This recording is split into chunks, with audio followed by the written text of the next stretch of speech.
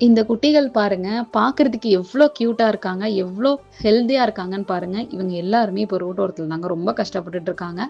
திருவள்ளூர் மாவட்டம் ரெட் ஹில்ஸ்ல தாங்க இந்த பப்பீஸ் எல்லாருமே இருக்காங்க. 5 ஃபீமேல் இருக்காங்கங்க. 3 மேல் இருக்காங்க. இவங்களுக்கு இப்ப தான் 30 டேஸ் ஆகுது. ஸோ வந்து அடாப்ஷன் குடுக்கறதுக்காக நம்மகிட்ட சப்போர்ட் கேட்டிருந்தாங்க. ஏற்கனவே நான் ஒரு வீடியோ போஸ்ட் பண்ணியிருந்தேங்க. பட் எந்த ஒரு அடாப்ஷனும் அவங்களுக்கு எந்த லீட்ஸும் போல.